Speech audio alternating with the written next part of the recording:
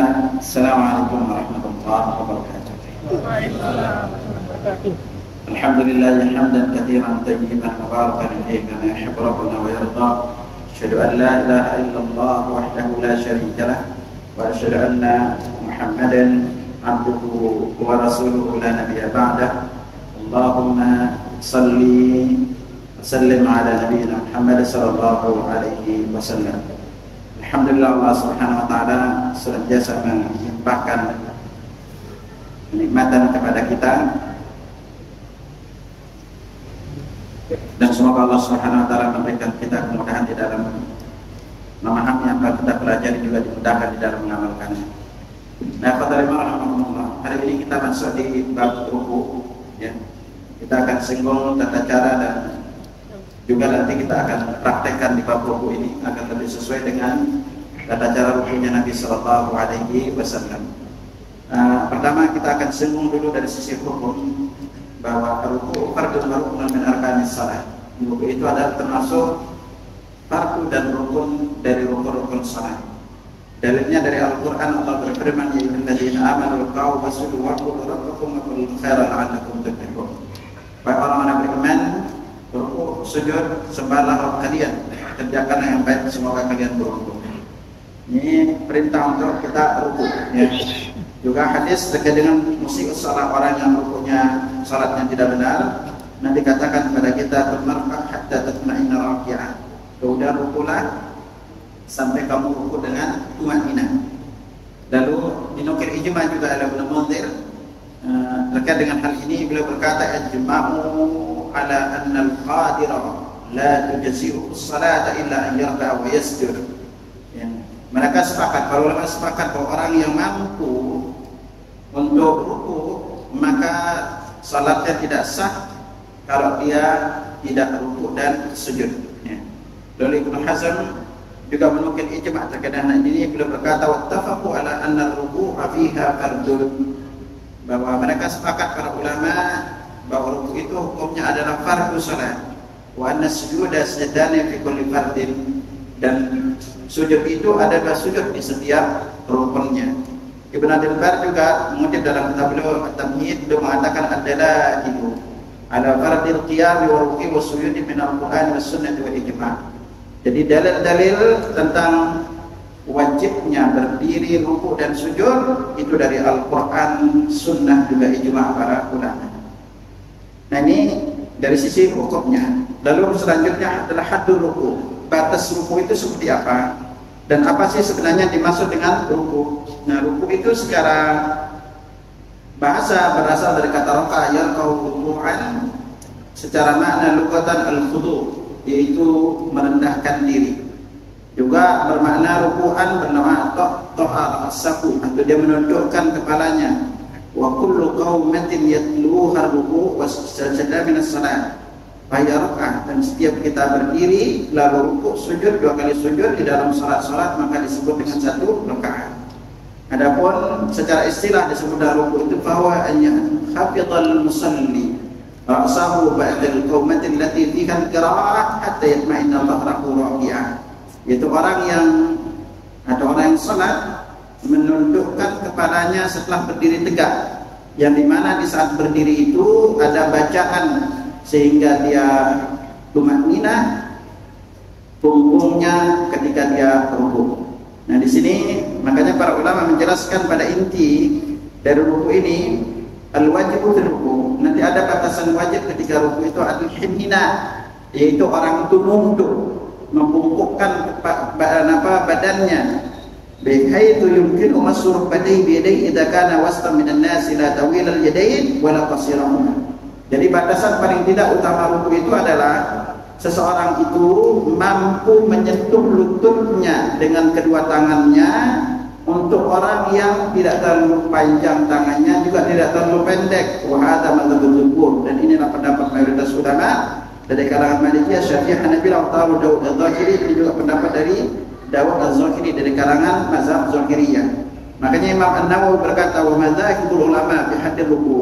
Adapun mazhab ulama dalam batasan ruku, madhabuna yaitu dalam mazhab Syafi'i sendiri, annahu yajibu an yanhaniya bihaitsu tunalu rahatahu rukbatayhi, yaitu sekedar dia menunduk sehingga kedua tangannya itu mampu meraih kedua lututnya, wala yajibu wadahuma ala rukbatayhi, walaupun dia tidak meletakkan di atas kedua lututnya. Ya, wa tajibu tuma'ninata fi ruku'i wa sujudi wal i'tidal min al-ruku' wal julus baina sadayni wa hadha kullahu qala Malik wa Ahmad wa Dawud. Jadi dia harus tuma'ninah ketika dia ruku', sujud, i'tidal dari ruku', duduk di antara dua sujud, dan semua ini adalah pendapat dari Imam Malik, Imam Ahmad dan Dawud al-Zahir. Ini dijelaskan oleh Imam An-Nawawi dalam kitab beliau Al-Majmu' Syarh al-Muhadzab. Nah, karena itu akhwat iman, ini nanti akan banyak kita singgung. Nah, terkait dengan masalah ruku ini, seperti apa polanya, seperti apa sunnahnya agar batasan-batasan dalam ruku ini benar. Dan juga karena ketidakbenaran di dalam ruku ini juga keutamaannya. Nah, salah satunya adalah Nabi sallallahu alaihi wasallam jelaskan kepada orang-orang yang rukunya tidak benar. Nabi sallallahu alaihi wasallam bersabda, la tujzi'u salatul rajuli hatta yuqima dhahrahu fil ruku'i was sujud. Tidak sempurna salat seorang sampai dia meluruskan tulang punggungnya ketika dia ruku dan sujud. Dan juga dijelaskan dalam hadis riwayat Zaid bin Wahab qala ra'a Hudzaifah rajulan la yutimmu ruku'a was sujud. Diriwayatkan dari Zaid bin Wahab bahwa Hudzaifah ibn Yaman pernah melihat orang itu tidak menyempurnakan ruku dan sujudnya. Kemudian beliau bersabda, ma sallaita, kamu itu enggak salat.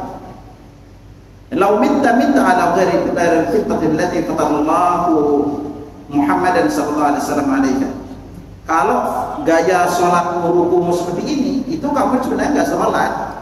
Kalau kamu meninggal dalam keadaan salatmu seperti ini, kamu meninggal bukan di atas ajaran Muhammad sallallahu alaihi wasallam. Ini pentingnya untuk kita perhatikan ya. Itu. Makanya Nabi katakan la salata liman yuqima sulbahu fil ruku' was sujud. Tidak sempurna salat seorang itu kalau dia tidak meluruskan tulang punggungnya ketika dia ruku' dan sujud. Ini makanya apa yang dimaksud dengan meluruskan tulang punggung nanti akan kita jelaskan. Lalu di antara sekali lagi, innahu yusabbu yang bidun hina. Jadi seorang itu tidak dikatakan ruku kalau dia itu tidak menundukkan badannya. Bihaitsu yumkinu masru rukbatayhi bi yadayhi wa la yaqul an hadil qiyam ila ruku' illa bihi.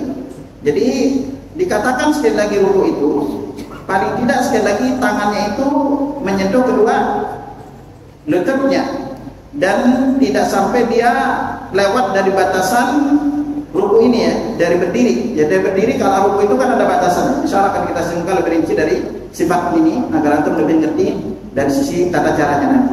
Nah, ikhwatul iman, ruku ini adalah salah satu di antara bagian salat yang memiliki keutamaan. Nabi sallallahu alaihi wasallam bersabda, innal 'abda idza qama yusalli. Seorang hamba itu apabila dia berdiri salat, ujiya bidunubihi kulliha. Seluruh dosa yang pernah lakukan itu didatangkan kepadanya.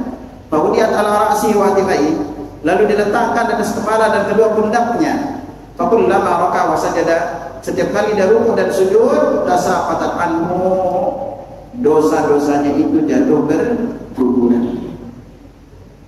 Ini diantara keistimewaan kita ruku. Nah, ruku ini juga tidak lepas dalam dua kondisi. Apabila salat itu berdiri dan apabila salatnya duduk, maka ini akan kita singgungkan dua-duanya dari sifat ruku ini. Memang ikhwatul-iman, para ulama sudah banyak menjelaskan juga sekait dengan seputar ruku ini, baik di dalam 4 mazhab pun maka menjelaskan dengan rinci hal ini. Dan di antara salah satu poin penting yang perlu kita ketahui di dalam hal ruku ini adalah bahwa yang diharuskan setiap perpindahan rukun ke rukun adalah harus dengan tumanninah. Nah, untuk ingat baik-baik. Karena orang-orang yang tidak tumanninah di waktu ruku dan sujud, maka dia termasuk di antara orang yang atau sebelum mencuri di dalam salatnya. Karena itu Nabi sallallahu alaihi wasallam bersabda, inna aswan nas sariqatan allati yasriqu salatahu. Seburuk-buruk mencuri adalah orang yang mencuri salatnya. Qalu ya Rasulullah wa kaifa yasriquha? Sahabat bertanya, bagaimana dia mencuri salatnya? Qal, Nabi bersabda, la yutimmu ruku'aha wa la sujudaha. Yaitu tidak menyempurnakan ruku' dan sujudnya. Nah, ini dari beberapa penjelasan yang kita dapatkan hal ini, bahwa rukuk ini karena dia salah satu rukun, maka sangat penting juga untuk diperhatikan agar tata cara dari rukuk kita ini benar. Karena tadi Nabi sudah banyak menjelaskan hal ini. Nah, ikhwatal iman rahimakumullah.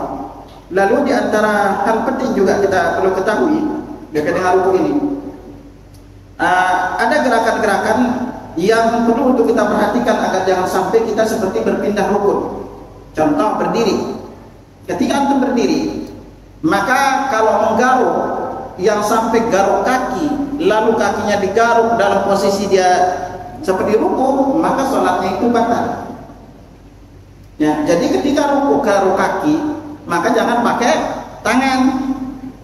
Atau bisa antum pakai tangan, posisinya berdiri satu kaki, gitu kan? Tapi kalau antum udah sampai tangan bergerak menyentuh kaki, itu pasti sholatnya batal karena udah berpindah rukun. Berbeda kalau antum garuknya pas ruku, gitu kan. Kalau digaruk pas ruku, maka kasusnya jadi berbeda, gitu kan. Tapi kalau masih dalam posisi kita berdiri, masih baca surat atau baru takbiratul ihram, kita garuk yang di kaki, maka itu menjadikan kita posisinya seperti ruku dan itu membatalkan salat. Nah, ini dari sisi apa namanya rukunya. Nah, lalu berikutnya apa? Di antara hal lain yang perlu kita perhatikan di bab ruku ini adalah kita akan singgungkan dulu tata cara ruku orang yang berdiri dan juga tata cara rukunya orang yang salat dengan duduk, lalu salat orang yang dengan berbaring atau terlentang. Nah, dari tata cara salat ini kita akan singgungkan satu persatu agar paling tidak juga nanti poin kita singgungkan ketika salat berjamaah, ya. Dalam salat berjamaah, bahwa salah satu di antara kita mendapatkan satu rakaat adalah ketika ruku, ya. Ini ada beberapa poin. Lalu dari sisi bacaan ruku itu seperti apa, insya Allah akan kita singgungkan nanti satu persatu. Nah, dalam hal ruku, pertama kita jelaskan sifat ruku wa ma yuqalu bihi. Nah, sifat ruku atau tata cara ruku dan apa yang diucapkan ketika kita ruku. Nah, dijelaskan yang pertama di antara poin-poinnya adalah istahabu fil ruku an ya'tamida yadayhi ala rukbatayhi.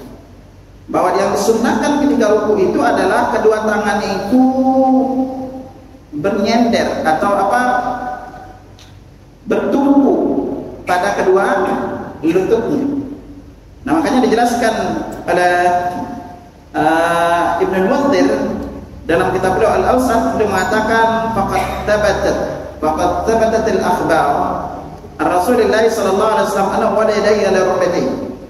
Telah tetap atau telah tetap kabar atau ada kabar itu. Tabat itu adalah dinukil kabar-kabar yang tabit dari Nabi sallallahu alaihi wasallam bahwa itu kalau rukuk beliau memegang kedua lututnya. Ya. Beliau mengatakan wa dalla khabar bin Sa'd bin Abi Waqqas, ini juga riwayat dari Sa'd bin Abi Waqqas. Yang terkait dengan hal ini, pada intinya dalil-dalil dari Nabi sallallahu alaihi wasallam terkait dengan Nabi meletakkan tangannya itu di lututnya juga ini dapat dikabarkan dari Umar bin Khattab, juga Ali bin Abi Thalib, sahabat Abu Waqqas, juga Abdullah bin Umar. Ini riwayat-riwayatnya. Dan berikutnya apa? Wa yufarriju baina asabi'ah. Jadi pada intinya di sini jadi di dalam tata cara ruku ini ada yang ruku itu sifatnya adalah wajib, ada yang sifatnya itu adalah lebih ke arah ke afdhaliyah atau keutamaan. Artinya semakin sesuai tata cara ruku kita itu dengan apa yang dicontohkan oleh Nabi sallallahu alaihi wasallam, maka itu pahalanya juga semakin besar. Karena itulah yang lebih dekat dengan sunnah Nabi sallallahu alaihi wasallam. Nah, di dalam hal tata cara ruku ini yang disunnahkan Nabi SAW ini, paling tidak kita harus memperhatikan 7 perkara, ya, 7 poin penting yang perlu kita ingat. Yang pertama itu adalah bahwa yang dipegang itu adalah lutut, yang perlu diingat, ya, untuk yang dipegang adalah lutut. Nah, ini hadis-hadis yang tadi kita singgung. Nah, berikutnya apa yang kedua itu yang Nabi dikatakan idza raka'a kana kaffaihi ala rukbatayhi. Apabila beliau ruku, beliau memantapkan cengkeraman tangannya itu di lututnya. Lalu berikutnya wa farraja baina asabi'ahu. Kemudian beliau wa farraja baina asabi'ihi. Kemudian beliau merenggangkan jari jemarinya. Nah, kemarin kita singgung bahwa ketika kita takbiratul ihram, posisi jari jemari gimana? Ya. Takbiratul ihram tidak renggang, tidak rapat. Tapi pas ruku renggang. Ini ya. Jadi setelah kita pegang lutut, maka berikutnya apa? Jari jemari itu kita renggangkan. Ya, maka di sini jelaskan itu ya, wa yufarriju baina asabi'. Lalu merenggangkan jari jemarinya. Lalu berikutnya apa? Setelah kita renggangkan jari jemari, maka kata berikutnya adalah wa yujaba baina jambai. Kemudian dia menjauhkan kedua tangannya itu dari kedua lambungnya. Ya, ini poinnya. Jadi pada intinya apa? Tangan kita itu tidak menyentuh ke lambung, alias apa? Lengan dan siku itu tidak menyentuh ke lambung. Ya, makanya di atas dijelaskan itu ketika kita ruku, jadi posisi tangan nggak persis lurus, tapi membentuk itu membengkok, membentuk seperti busur. Kenapa seperti ini? Nah, kita jelaskan di prakteknya. Lalu berikutnya apa? Setelah kita jari jemari ya, jari jemari itu baru kemudian apa? Mahasara dhahrahu. Kemudian beliau meluruskan punggungnya. Ya, dijelaskan laus ghairu muqni'in ra'sahu wala safihin bihaddihi. Tanpa menundukkan kepalanya, juga tidak mendongakkan. Jadi kepala beliau itu tidak nunduk, tidak mendongak. Itu tapi persis di antara itu lurusnya. Dalam hadis Aisyah kana idza qala bi sallallahu alaihi wasallam wa yakin baina dzalik. Nabi itu kalau ruku beliau tidak meninggikan atau tidak mendongakkan kepalanya, juga tidak menundukkannya, namun di antara itu. Makanya dalam penjelasannya riwayat Nabi Abi Thalib dijelaskan karena Rasulullah SAW idza raka'a. Rasulullah SAW itu biasa ketika ruku lawada qadah min ma'in ala dhahri lam yuhraq. Kalau diletakkan segelas air itu di punggung beliau, maka air itu tidak tumpah. Nah, ini akan kita praktekkan nanti atur siapa yang kita praktekkan sambil kita ajarkan untuk data caranya ya. Nah, lalu berikutnya apa? Itu punggung sekali lagi tidak dapat lurus, tidak dibengkokkan. Itu juga punggung kita tidak dibengkokkan, juga tidak terlalu cekung yang menjadikan nanti cekungnya lalu kepala kita akan mendongak. Nah, lalu berikutnya poin terakhir adalah pandangan mata itu, kemanakah pandangan mata itu melihat? Maka dijelaskan adapun dari sisi pandangan mata ketika ruku tidak ada dalilnya secara tegas. Tetapi kalau kita melihat penjelasan hadis di atas, maka yang lebih tepat untuk kita lihat itu adalah melihat ke bawah. Ya, bukan ke depan. Kalau ke depan pasti kepalanya akan terjadi untuk mendongak. Nah, ini diantara beberapa poinnya terkait dengan ruku. Nah, Anda praktekkan antum kekeliruan-kekeliruannya ya. Dulu ruku ini dari beberapa keliruan, lalu kita akan praktek ruku yang benarnya itu seperti apa ya. Nah, kita lihat kaidahnya ya.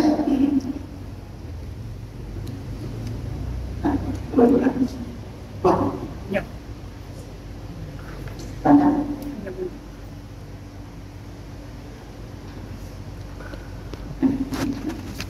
Ada siapa yang praktek sambil kita dari rukun? Nah, kaidahnya pertama yang dipegang adalah lutut. Itu perlu diingat. Lutut. Jadi anda perhatikan 7 perkara ini sampai 8 ini. Yang dipegang pertama lutut. Yang kedua jari. Nah, jari jemari ini renggangkan. Ini yang kedua. Yang ketiga yang ada jelasin, jari-jari kita itu kayak kita cengkram, bukan hanya sekedar lepas. Nah, jari-jari ini kaki ini jangan sampai antum letakkan tangannya gini atau gini atau gini. Ini yang keliru ya. Jadi jangan gini atau gini. Ya. Nah, yang letakkan apa? Ini kita cengkram. Nah, ini yang ke. Jadi setelah kita letakkan, bukan hanya sekedar diletakkan. Kalau letakkan kan cuma gini doang nih.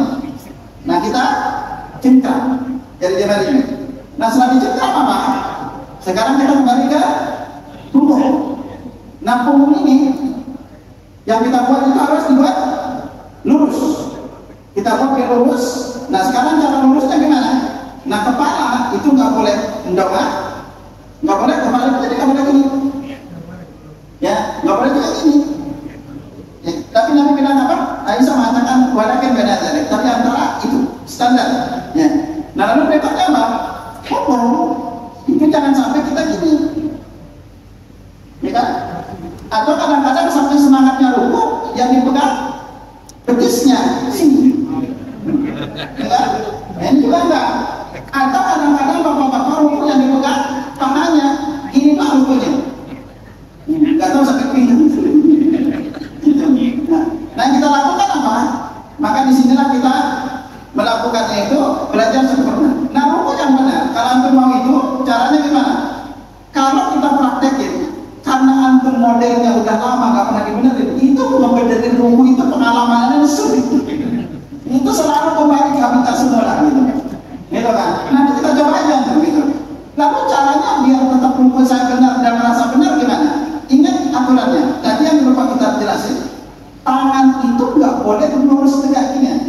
Kita lihat dulu ya. Kalau dia tegak lurus, kan ada sini. Ya, kalau tegak lurus, tangan itu jadinya gini. Jadinya pasti gini. Kalau tegak lurus. Kalau dia terlalu bengkok, jadinya gini. Ya kan? Ini kalau bengkok. Nah, nanti membentuk tangan itu gini. Posisinya gini, posisinya. Jadi tidak dia lurus, dia terlalu bengkok, tapi membentuk postur. Nah, cara lurusnya gimana? Jadi antum itu belajar tegak gini. Kalau udah tegak gini, jangan biasanya punggung baik kalau kebanyakan kalau teman-teman dulu gini. Ini kebanyakan. Jadi punggungnya, jadi kayak apa namanya? Membusur. Ya kamu busur. Nah cara tegaknya, antum tegak aja gini berdiri. Lalu punggungnya gimana? Kepala ini, buat dia seperti gini. Ini tegak udah, jangan gini. Ya, makanya kalau suku, salah satu tujuan teman-teman dulu. Seringkali pas ruku kepalanya ditarik, jadi gini rukun. Ini yang berat. Jadi kepala tetap. Antum tegak berdiri. Lalu gimana caranya? Buat aja bertel. Ya, siku-siku. Lalu gini aja. Jadi tangan kita gini aja. Nah, tangannya jangan gini, juga jangan gini, gitu. Ya, tapi gini caranya. Nah, kalau dia terlalu bengkok, jadi gini. Kalau dia tegak, jadinya gini. Bengkok ini kena. Caranya. Nanti ini. Nah, siapa mau praktek? Coba, siapa mau praktek ya? Nah, ya. Nah. Ya. Beberapa orang praktek aja. Coba kita lihat. Sampai kita ngarep sana aja. Nah, ini coba. Coba ini. Nah, ini apa kurangnya? Kepala. Nah, yang kedua, nanti memperbaikinya, pegang di sini, silakan. Nah, tegak, kepalanya dong. Lagi. Memperbaikinya gini nih, Mas. Asik. Nah, tegak lagi tuh. Nah, Mas. Nah, tuh. Udah, terdiri dulu setengah jam. Ini masih, makanya kita ngomong. Coba ulangi lagi. Coba ulangi lagi. Ya, coba. Nah, gitu, enggak. Nah, gitu. Tangan dulu, tangan ini. Nah, gitu. Ini kepala, Mas. Mas. Tegak. Nah, paling tidak gitu. Ya. Nah, coba ulangi. Ulangi coba lagi. Udah Ustaz. Pala deh, pala. Pengalaman pada sulit dulu. Kalau apa-apa mungkin udah frontal yang dipaksa ini. Nah, coba lagi. Coba. Nanti. Coba. Ya. Nah, ini kenapa? Masih bawah. Belum standar. Nah, ini juga. Kepala menundukkan. Lemas.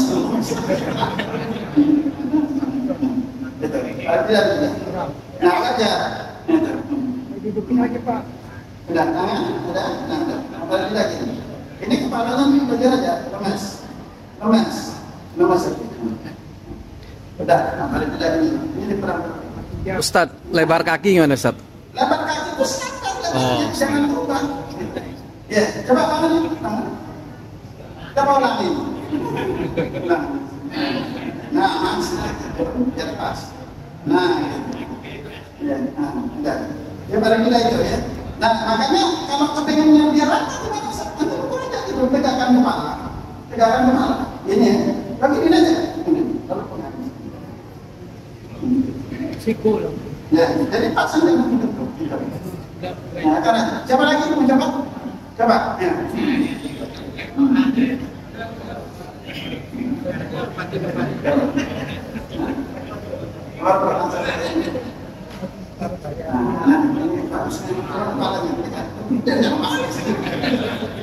Ini tangan belum ini. Dada sedikit, tangan sedikit. Ini pun mendekat. Nah, mata kepalanya ya. Lemas. Udah. Ya. Memang kalau untuk dirasain, ruku saya tidak benar apa enggak? Karena kalau antum enggak gitu berkali-kali tetap aja gitu kan. Gitu. Ya. Siapa lagi? Dapat. Ke sini. Kan? Kita lihat ya. Nanti gimana cara memperbaikinya? Antum pegang punggung sini. Ya, lalu sini, dada diangkat, jangan dadanya dicekik. Nah, tegak. Wah, ini agak keras nih. Tangannya kurang lebar. Nah, jadi tegak. Ini agak keras. Tapi udah lumayan. Nah, udah begini ya. Ya, ini agak ini apa? Ini udah kebentuk nih. Lumayan ya. Cuma memang kalau diratain secara sudut ya. Kalau yang lain siapa? Kalau anda dalam dari sekarang itu kebentuknya itu nanti anda membandingkan pada anda yang suka jalan bongkok. Kebentuknya bongkok. Ada ngadepnya ke sini kan? Ngadepnya ke sini. Nah, sekali ya. Terus.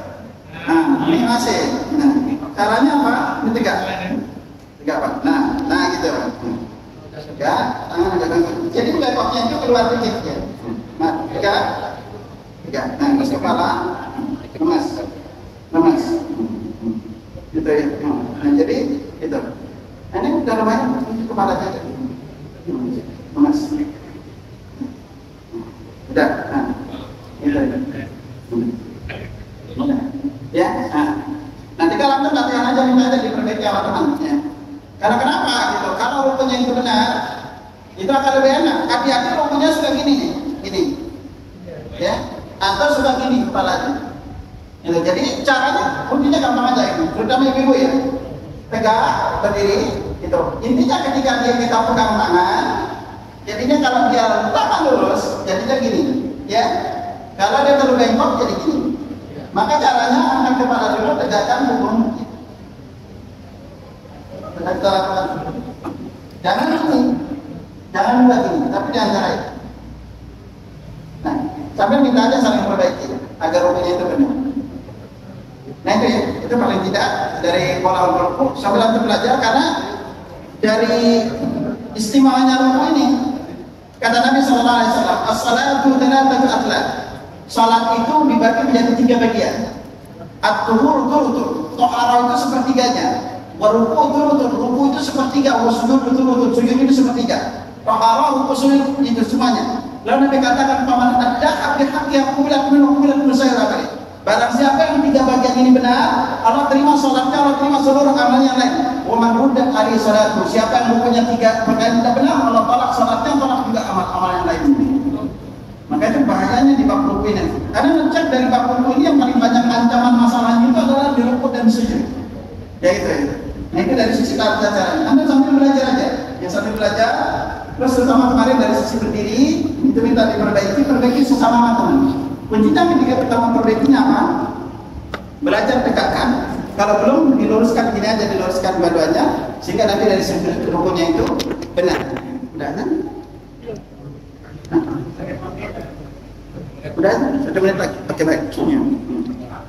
Nah, karena itu rahimahullah, ini memang butuh untuk kita latihannya. Apalagi nanti di bab sujud. Yang paling banyak terjadi kekeliruan itu memang di bab ruku. Apalagi kepada para jamaah yang udah secara punggung itu kebentuk, terutama yang sudah senior, bukan lansia, senior. Yang udah senior. Kadang-kadang kan punggung udah sulit dibentuk ya. Nah, kalau udah sulit dibentuk itu jangan dipaksain gitu. Makanya itu penting antum tahu itu dari awal. Makanya sama bagian-bagian sholat. Anda sering ngecek-ngecek sholat para jamaah. Yang sering keliru itu pertama duduk antara 2 sujud tuh. Ketika duduk iftiras atau duduk tawarruk. Kalau duduk iftiras tawarruk itu antum itu keliru karena kaki udah kebentuk seperti itu memperbaikinya rada-rada sulit. Mending makanya diperbaiki dari awal dia benar, jadi kebentuknya nanti seperti itu. Intinya apa? Jangan membiasakan yang salahnya. Nah, kita biasakan yang benarnya. Dari antum sekarang selama kaki masih bisa diperbaiki, yang benarnya seperti ketika kita duduk iftiras, kaki kanan itu harus tegak. Tapi kebanyakan jamaah kita itu kaki kanannya enggak tegak, miring ke sana apa gitu. Belajar tegakkan sekalian gitu sehingga nanti kebentuk kaki itu adalah tegak gitu. Ya, maka nanti bagusnya itu memang antum prakteknya gitu ya. Agar antum paling tidak ketahuan dari sisi rukuknya ya. Cuma kalau kita praktek nggak cukup ini nih karena antum jumlahnya lumayan ya. Gitu. Nah, azan dulu. Udah azan? Berapa menit lagi? Oke, baik. Nah, setelah kita ruku dan kita benarkan rukunya, yang kuncinya kalau tata cara tadi itu adalah ngarah kepada kesempurnaan ruku, ya, kesempurnaan ruku. Dan jadi ada beberapa kekeliruan ini, dari kepalanya nunduk, lalu kepalanya terlalu dongak, lalu bentuk punggungnya itu membusur. Maka sebelumnya gini ya, yang sering ketika kami praktek ruku itu, para jamaah itu seringkali kelirunya kalau disuruh tegakkan tangan, seringkali gini nih. Misalnya rukunya gini, tangannya itu seringkali dibengkokkan ke sini. Ini yang keliru juga. Tangannya udah bengkok, tapi sering dibengkokkan ke sini. Nah, itu. Jadi tidak jadi panduan lutut itu sebagai tumpuan. Jadi kalau antum disuruh ini, kalau gini, kalau bungkuk, kalau tegak, terlalu lurus, maka antum ambil tengahnya ini. Nah, tapi tangan jangan ke sini, jangan sampai dikapitkan ke sini. Jadi biarin dia posisi keluar membentuk seperti busur. Kalau busurnya terlalu bengkok jadi gini, kalau tegak jadi gini, jadi dia antara ini. Nah, kalau udah bentuk ini posisinya, maka tinggal kepala diluruskan. Kepala dengan punggung itu belajar diluruskan. Nggak antum tegakkan aja. Kenapa tidak? Sekali lagi, mayoritas penyakit itu berawal dari tulang punggung. Anda boleh ingat? Makanya salah satu fungsi besar ruku itu adalah meluruskan kembali tulang punggung antum. Kalau antum terbiasa jalan itu bongkok, itu akan kembali lagi nanti banyak penyakit di lumbar punggung itu. Terutama di titik bagian belakang. Antum yang suka kena saraf kejepit gitu, coba aja belajar lurusnya dengan rukunya tegak. Nah, ketika kita belajar rukunya tegak, itu nanti akan membantu untuk membentuk struktur tulang. Ini maka salah satu di antara hikmahnya ketika kita ruku. Dan juga di bagian kaki belakang, ketika kita ruku itu maka akan ketarik gitu kan. Akan ketarik di bagian ke arah pinggang kita. Nah, itu juga meratakan urat-urat kita. Yang awalnya sakit, kalau bersakit kemarin itu diratakan dan kebentuk itu adalah tulang. Ya, nah nanti belajar aja sambil diperbaiki. Makanya ketika Anda belajar ngajarin sifat sholat Nabi ini di bab ruku, ternyata ibu-ibu terutama yang ikut-ikut olahraga, terutama yang yoga, kayaknya kayak kita yoga gitu. Anda nggak tahu, pokoknya nanti suruh kita lurus itu, tapi kita dijajarkan yoga itu kayak itu lurus gitu. Terserah deh, penting Nabi menganjurkan kita seperti itu polanya gitu. Itu ya. Nah, ini di bab ruku. Nanti apalagi di bab sujud. Bab sujud ini juga paling banyak terjadi keliruan karena kenapa? Di bab sujud itu kita seluruh anggota tubuh itu ikut sujud. Sementara kita harus lupas tujuh-tujuhnya. Kalau hanya sekedar sujud, salat kita sah. Tetapi kalau untuk meraih kesempurnaan, antum harus perhatikan nanti paling tidak 17 perkara di bab sujud. Insya Allah nanti di pertemuan berikutnya baru kita akan singgung setelah kita ini ruku, i'tidal, baru kita masuk di bab sujudnya. Ya. Nah, kata lima rahimakumullah, doa ruku. Nah, ketika kita ruku, salah satu di antara berikutnya itu adalah mayuqalu fir ruku. Apa yang dibaca di saat ruku dari sisi bacaan rukunya, ya. Karena para ulama memang berbeda pendapat terkait dengan ini. Ikhtalafa ulama fi tasbih fi ruku' was sujud. Para ulama itu berbeda pendapat terkait dengan hukum membaca tasbih di waktu ruku dan sujud. Al-qaulul awal yang pertama mengatakan tasbih fi ruku' was sujud wajib. Yang satu mengatakan hukumnya wajib. Ini adalah pendapat dari mazhab Hambali, Zakiriyah dan sebagian ulama hadis, kata Daud Az-Zahiri, Ibnu Taimiyah, Imam Sunani dan juga beberapa ulama lainnya yang mengatakan ini secara hukumnya adalah wajib. Yang satu mengatakan hukumnya sunnah. Dan ini adalah mayoritas pendapat ulama dari kalangan Hanafiyah, Malikiyah, Syafi'iyah, riwayat juga dari Muhammad, dan ini adalah pendapat mayoritas ulama. Ya, jadi kalau mayoritas ulama mengatakan hukumnya adalah sunnah ketika membaca doa ruku. Dan doa ruku ini apa tadi, man? Ada 5 macam doa ruku ini yang sampai kepada kita riwayatnya. Yang pertama itu adalah kita mengatakan subhana rabbiyal azim. Nah, sebenarnya yang lebih kuat dalilnya itu adalah kalau diriwayatkan oleh Muslim, yang lainnya itu hanya mengatakan tidak pakai wa bihamdi, subhana rabbil a'la, subhana rabbil azim. Nah, terkait dengan masalah tambahan wa bihamdi, ada di antara perbedaan pendapat dari sisi pendalilan hadisnya. Ada yang mengatakan juga ini sahih, ada juga yang tidak memakainya. Tetapi pada umumnya bisa dipakai untuk tambahan dengan kalimat wa bihamdi. Ada dulu.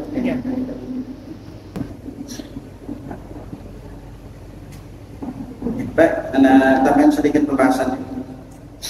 Di antara salah satu perkara yang dikupas di bab ruku adalah hal yajuzu qira'atul Quran fi ruku' wa sujud. Bolehkah membaca Al-Quran ketika ruku dan sujud? Maka dijelaskan ittafaqal jumhur ala man'i qira'atul Quran fi ruku' wa sujud. Jumhur ulama melarang untuk membaca Al-Quran ketika waktu ruku dan sujud, ya. Karena Nabi dijelaskan qala nahani Rasulullah sallallahu alaihi wasallam nahakum an aqra al-Quran raki'an wa sajidan. Aku dilarang Rasulullah membaca Al-Quran di waktu ruku dan sujud. Imam At-Tabari wa haditsun sahih, hadis ini adalah hadis sahih akhadha Bukhari al-Amsal. Ini diambil jadi pendapat mayoritas ulama fikih di berbagai belahan dunia, ya. Jadi pada intinya kita dilarang untuk membacanya. Imam Syaukani dalam kitab Al-Athar berkata fi dalilun ala tahrimil qira'ati fi hadainil muhallain. Hadis ini menunjukkan larangan untuk baca Al-Quran di dua tempat ini, ruku' wa sujud. Karena wazifatu ma inna ma hiya tasbih wa du'a. Sementara yang dibaca di waktu ruku' dan sujud adalah tasbih dan doa.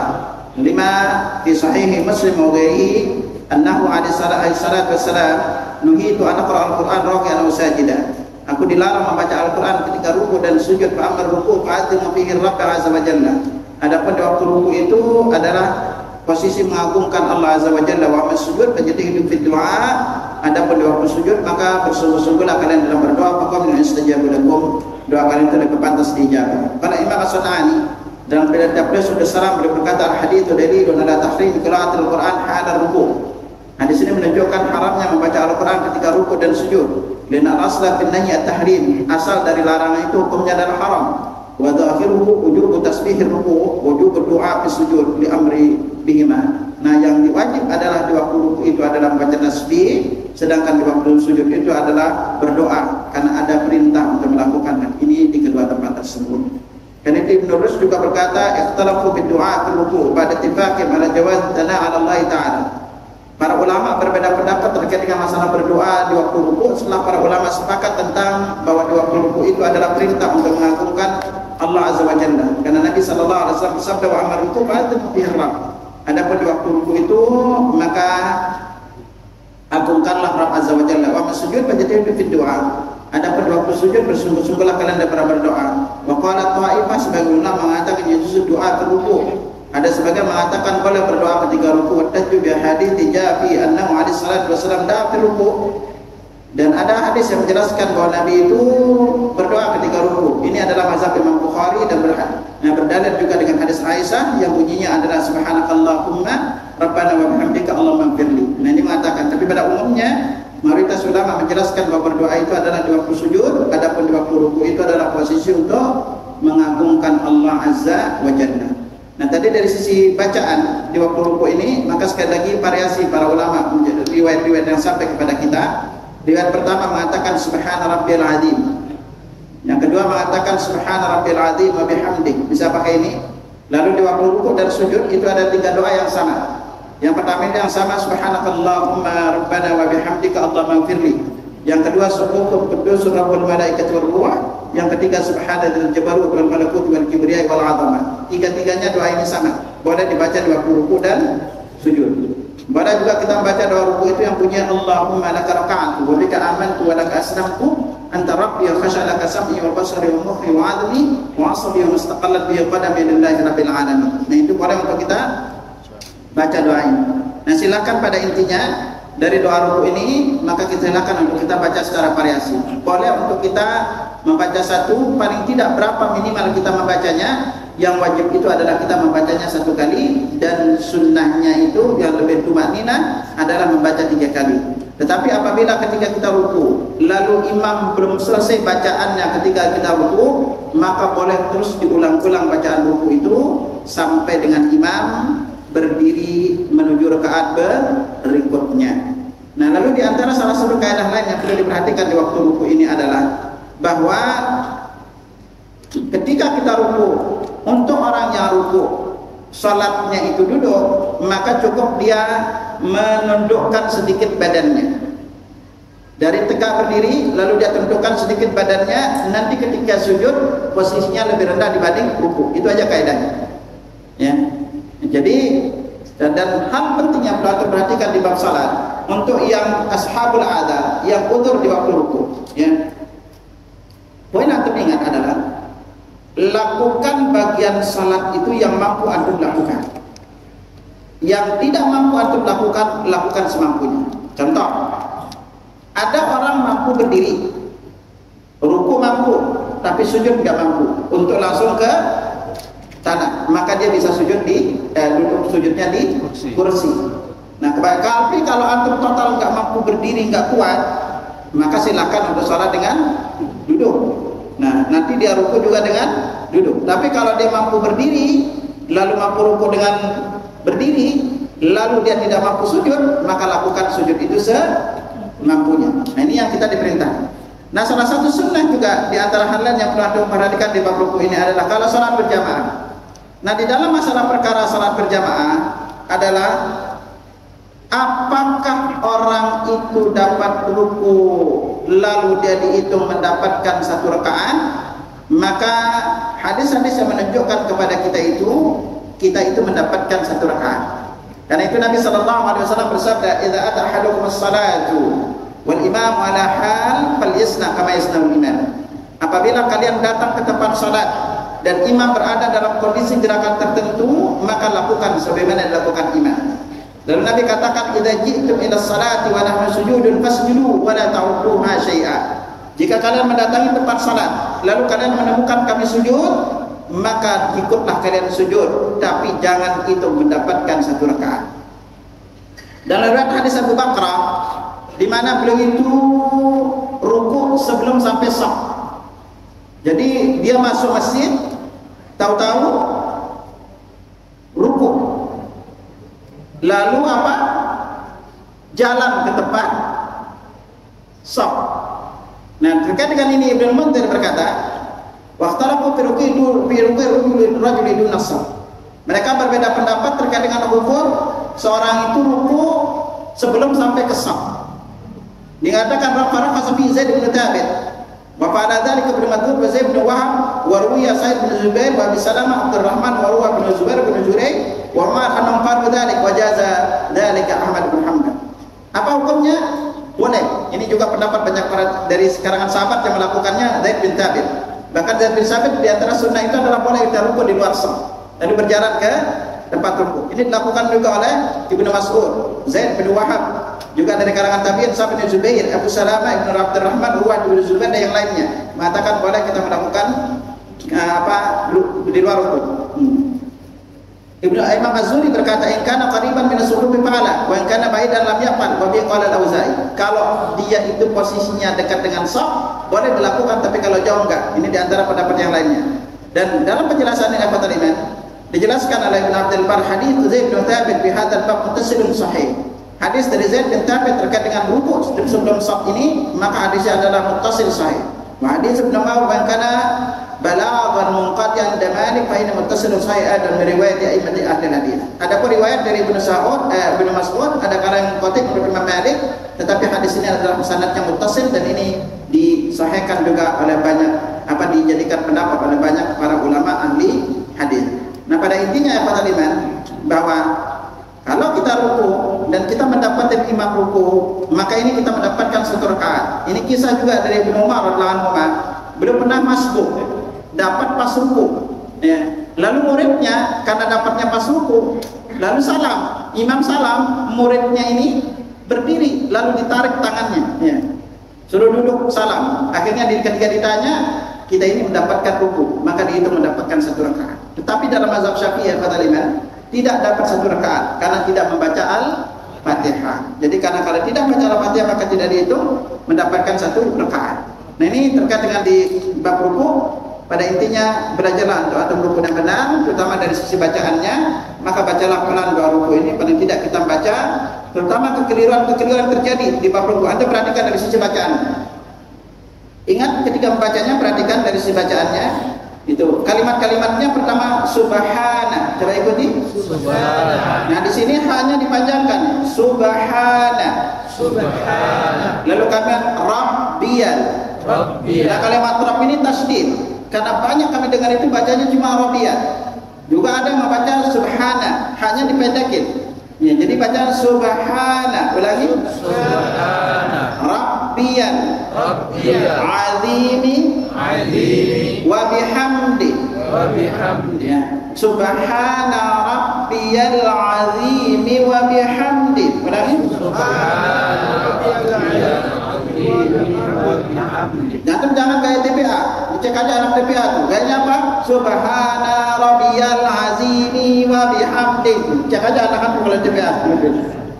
Bapak-bapak banyak nih yang baca-baca itu. Subhana rabbiyal azimi wa bihamdi. Karena doya makan mie panjang gitu. Jadi baca pelan. Subhana rabbiyal azimi wa bihamdi. Ulangi. Subhana rabbiyal azimi wa bihamdi. Jangan baca cepat-cepat juga. Ini kalau udah ruku subhanallah. Nah, Nabi sallallahu alaihi wasallam setelah beliau usia 60, maka beliau membaca di waktu ruku dan sujud adalah subhanakallahumma rabbana wa bihamdika allahumma ighfirli. Ini antum yang merasa usia 60. Ya, rajin-rajin baca doa ini karena ketika turun ayat yang berbunyi itu fasabbih bihamdi rabbika wastaghfir. Jadi Nabi sering membaca apa juga yang berbaca dari Aisyah, subhanallahi wa bihamdi astaghfirullah wa atubu ilaih. Ini kalau di luar yang boleh baca. Maka Aisyah bertanya, ya Rasulullah, aku mendengar aku sering membaca subhanallahi wa bihamdi astaghfirullah wa atubu ilaih. Karena turun ayat kepadaku fasabbih bihamdi rabbika wastaghfir. Nah, di dalam salat beliau membaca subhanakallahumma rabbana wa bihamdika allahumma ighfirli. Di luar salat beliau membaca subhanallahi wa bihamdi astaghfirullah wa atubu ilaih. Demikian. Ada tanya? Ada? Silakan.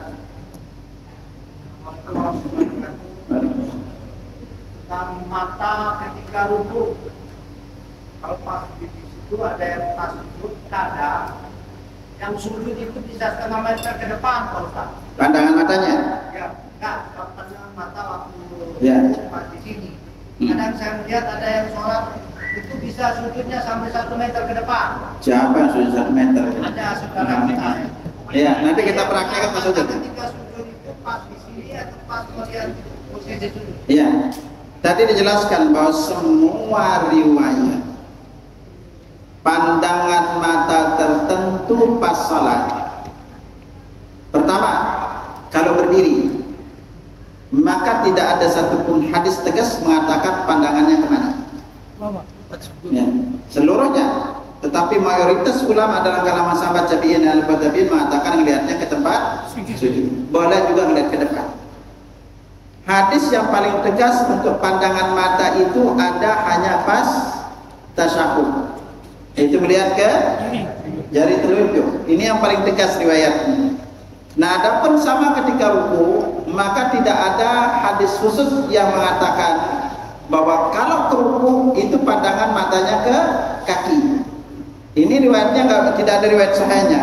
Karena kenapa? Kalau ke kaki kepala antum pasti nunduk jatuhnya, jadi tidak sejajar kepala.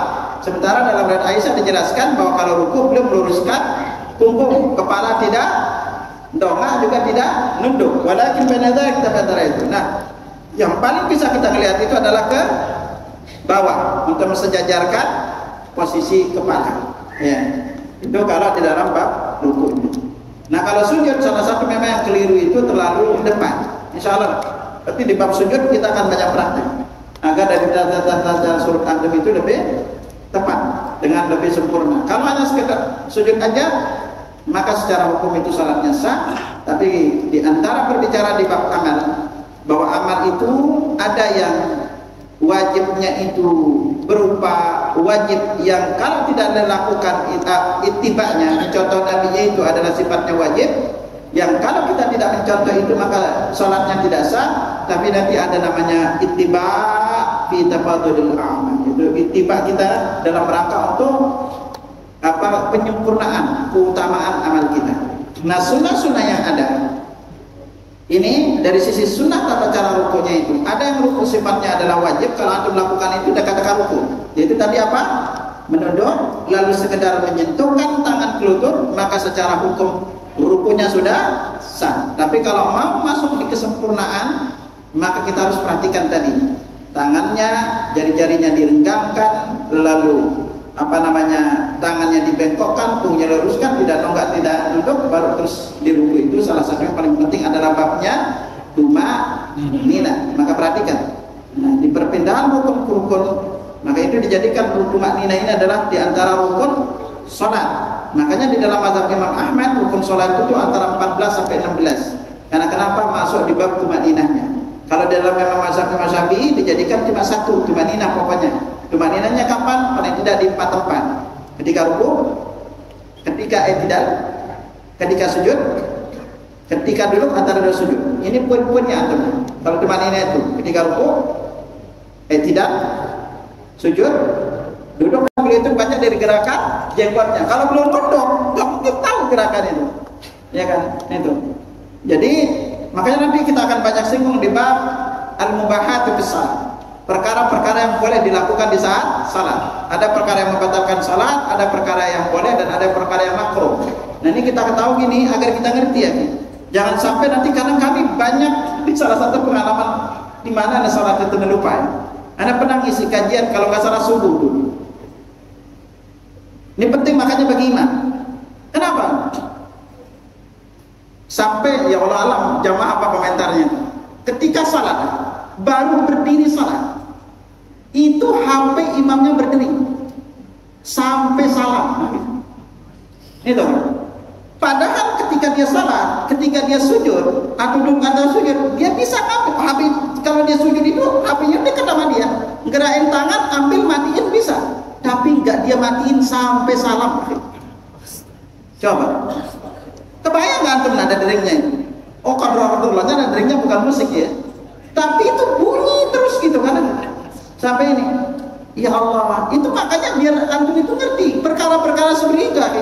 Itu tidak membatalkan salat kita. Antum ambil, matiin. Tapi kalau antum salat sendiri jangan bilang maaf lagi nelpon. Maaf lagi salat demi apa salah. Kan intinya gerakan tangan kita itu boleh ya.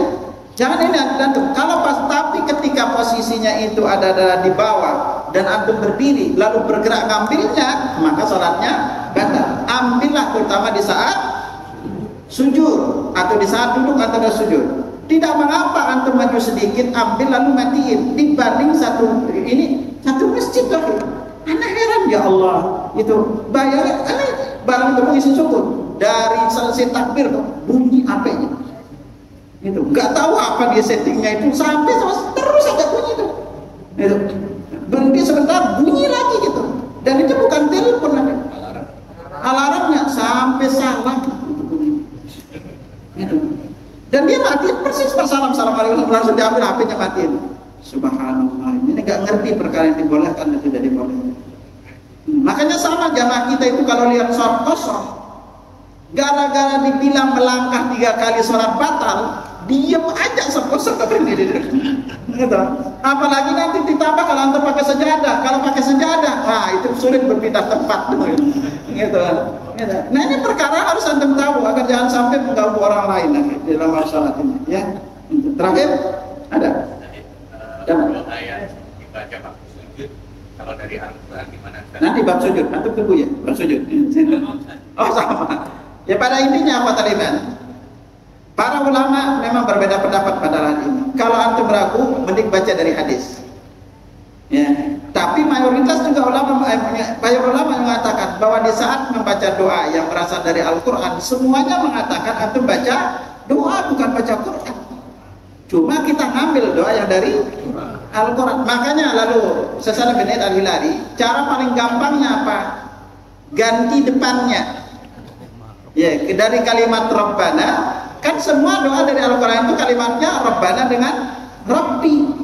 Ya, ganti dengan kalimat Allahumma. Jadi apa doanya? Misalnya pakai Rabbana. Makanya Nabi itu kalau antum lihat, doa paling banyak Nabi baca bilang Allahumma Rabbana atina. Antum ganti aja Rabbi atau Rabbana atina. Rabbi habli minas salihin, Allahumma habli minas salihin. Ganti Rabbi dengan Allahumma. Itu cara paling aman. Baik, demikian subhanakallahumma wa bihamdika asyhadu an la ilaha illa anta astaghfiruka wa atubu ilaik. Assalamualaikum warahmatullahi wabarakatuh.